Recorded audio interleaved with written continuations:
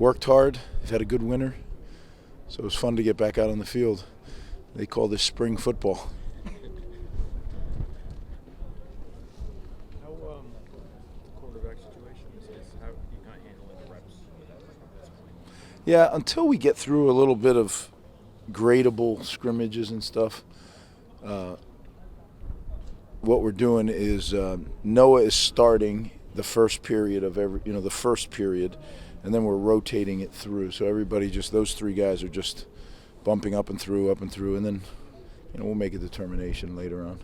How has Gavin progressed in the offseason? Both Gavin and Evan have both progressed quite a bit. You can see physically when you get up close, you'll see they've grown physically. They spent a lot of time with Sean working through off-season adjustments, additions, deletions, those kind of things. So I think they've both improved, and Noah's worked like a maniac. So it's really good. The cream's going to rise to the top. What was it like to go out there and see a new offensive line? Yeah, that was different. Yeah, it was exciting. Now no pads, so we'll see. There was plenty of mistakes to go around, but at the end of the day, I love the way that they work. And when you're an offensive lineman, that's a blue collar job. And just watching some of these newcomers in the off season, they've raised the level of our whole room, just the way they work. You've always experimented a little bit. Guys go on defense, go to offense. Chris Long's on offense. Can you tell me what you see in that? Well, Chris was probably the best receiver in New Jersey when we recruited him. We had a need at defensive back, so Chris was there, but he always wanted to play offense, and he kept asking me, and I said, as soon as we can, I'll get you over there. And I felt like now was the time. Yeah, so he's got a chance to be a good receiver.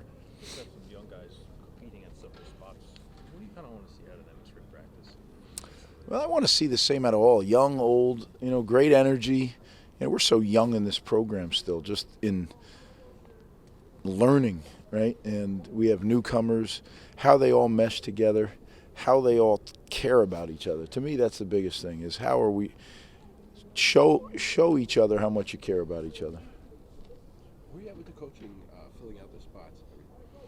Well, we have one spot open still, and I'm not in a rush. We got plenty of coaches. I'm not worried about we'll get the right guy when the right guy is ready, and then I'll let you guys know. But you could see we've made some changes on the staff. So Augie's coaching the O-line, Coach Hoffman, Coach Oryx coaching the running backs, and then Coach Shaw, Damir Shaw, went from player development to coaching the wide receivers. And then we have some obviously some movement on the defense, that quite a bit actually. So it's exciting. You have new guys, new thoughts, new ideas. I enjoyed watching everybody work. I've seen them obviously in the off-season program, but it's fun to get out there on the field and watch them work. Is the one open at D-backs coach? It doesn't have to, that's where everybody wants to make it a one-for-one. I don't do things that way. I think coaches can coach, and you just find the best person that fits our program, and then we'll adjust the staff accordingly.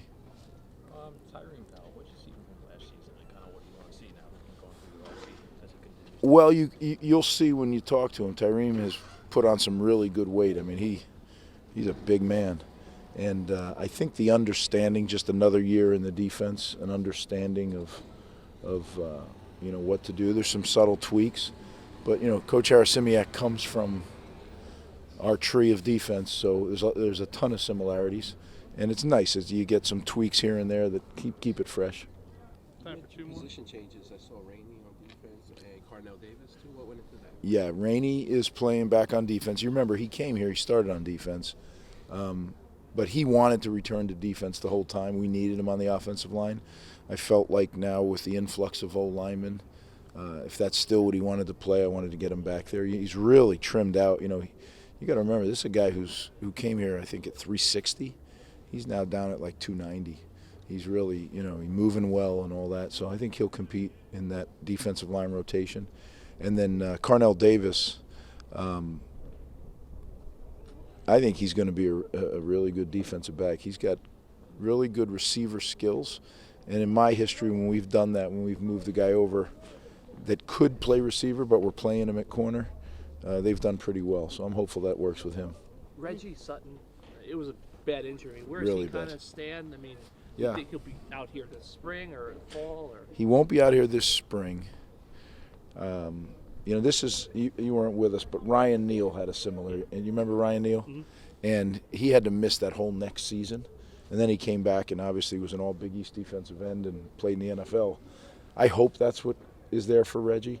I'm not putting a timeline on him because it was, as you said, a really serious injury. What I can tell you is I've seen very few kids work as hard as he has since that injury. That was Michigan week, if you remember, right? It was right out here. He has worked so hard. Our trainers, I hear it sometimes.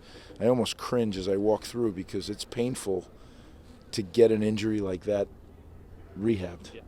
Because you're dealing with so many different things. If it's just one ligament, you know how to do it.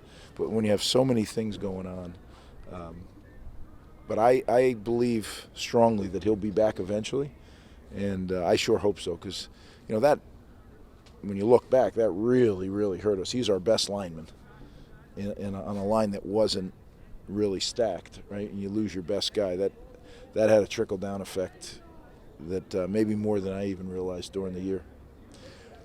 All right, guys, thank you for coming out.